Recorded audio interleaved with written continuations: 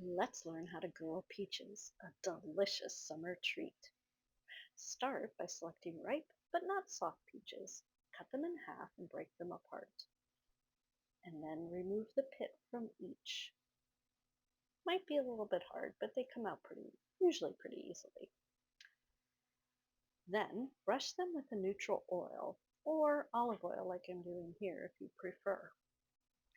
The next step you're going to do after you get them all nice and lubricated is head out to the grill and scrape up any cooked on bits as best you can.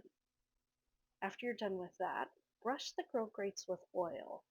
I'm using a cloth with some oil on it just to get a nice even coating.